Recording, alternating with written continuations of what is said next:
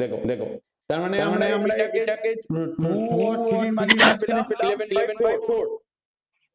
হ্যাঁ এবার তার মানে এই মাঝের সংখ্যাটা হয়ে যাচ্ছে তোমার 11/4।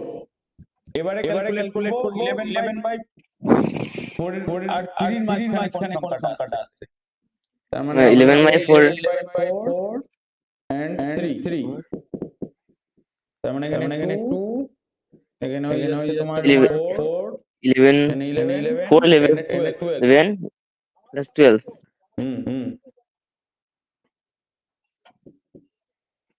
তার মানে তোমার 23/4 into 1/2 মানে 23/8 হয়ে যাচ্ছে, তাই তো? 8 তার মানে আমি চারটে পেলাম। এখানেও দেখো ওর মাঝেরটা বার করতে বলেছে, তাহলে ওই জায়গাটা হবে 23/8। মানে এখানে দেখো তোমাদের বইয়ে তিনটে করে দিয়েছে, 4 নম্বরটা হ্যাঁ এই যোগ করতে বলেছে। আর আমরা নিজে সেটা ধরো আমরা পরপর র্যান্ডমলি করে গেছি। এই পদ্ধতিতে করলেও হবে, আবার এরকম পদ্ধতিতে একটা করে বার করলেও হবে। ঠিক আছে, মানে যে কোনো একটা পদ্ধতিতে করলেই হবে। এবার তোমার বইয়েতে কি আছে দেখি।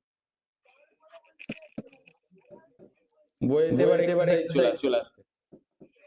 এই যে দেখো এখানে বইতে x + y মূলদ সংখ্যা, যেখানে x greater than 1 মানে x + y/2। আবার যদি এখানে বলছে যে আবার x ও y দুটি মূলদ সংখ্যা x greater than y, তার ক্ষেত্রে n সংখ্যক মূলদ সংখ্যা। তখন এই যে দেখো আমি d = লিখেছি a - a, এখানে লিখেছি y - x। ঠিক আছে, হ্যাঁ ওই ফর্মুলাটাকে আবার ভালো করে এখানে তোমাকে লিখে দিচ্ছি, বুঝিয়ে দিচ্ছি। দেখো মানে দেখো ম্যাথসের ক্ষেত্রে অল টাইম ফর্মুলা ঠিকঠাক করে করলেই তোমার ম্যাথস হয়ে যাবে। আমরা প্রথম ফর্মুলাটা যেটা শিখেছিলাম হচ্ছে এটা আমি বলেছিলাম। এখানে x y বলেছে, আমি তোমাকে বলেছিলাম d -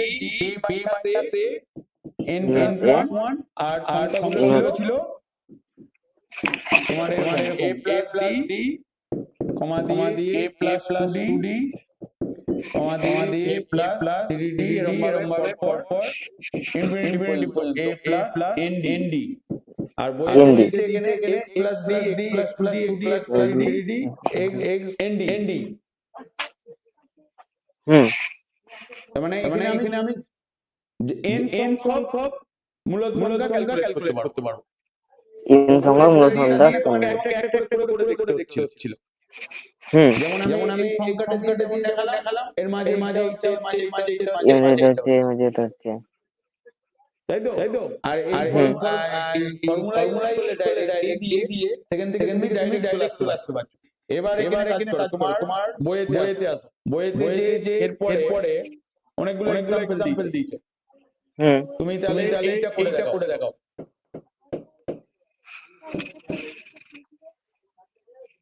দাঁড়াও, এখান থেকে করতে হবে। এগুলো সব এক্সাম্পল করে দিয়েছে, নিচে করে দেখবে। এই যেমন 5 আর 6 এর মধ্যে 6টা মূলদ সংখ্যা। এটা করে দেখা একটা দেখি। 5 ও 6 এর মধ্যে 6টি মূলদ সংখ্যা। 5 ও 6 এর মধ্যে 6টি মূলদ সংখ্যা। হ্যাঁ, 5 and 6 6টি মূলদ সংখ্যা গেল।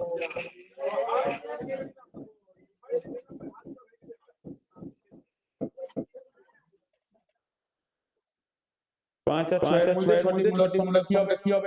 মানে দেখো ফর্মুলা করবে। আগেরটা ইজি, আগেরটা আগেরটা ফর্মুলা ইউজ করে হ্যাঁ d দিয়ে। হ্যাঁ তাহলে ওইটা করো। তাহলে এখানে a হচ্ছে তোমার 5, a হচ্ছে তোমার 5 খাতায় করো তুমি। b হচ্ছে 6। এবার d টা বলো। b - a n + 1 ট্রান্সাকশন করো করো করো, তুমি যেটা বললাম সেটাই লিখো।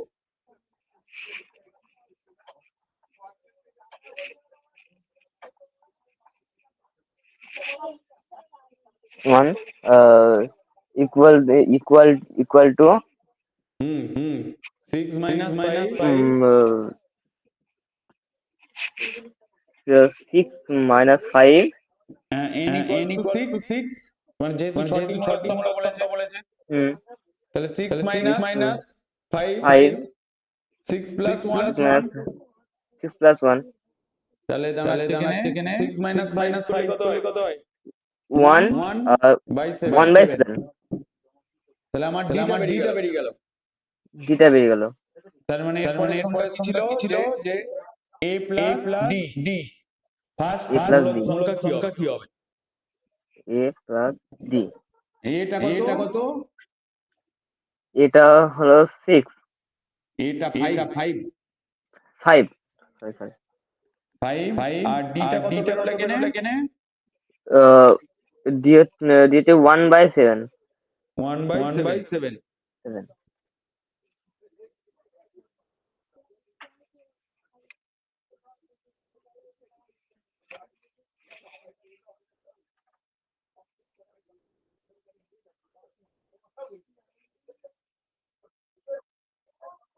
হুম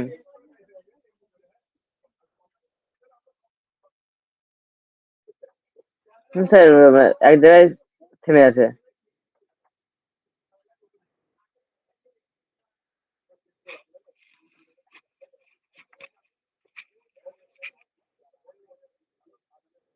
হ্যালো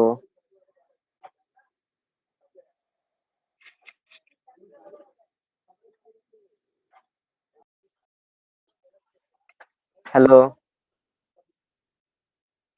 স্যার বলছি এক জায়গায় থেমে আছে তো।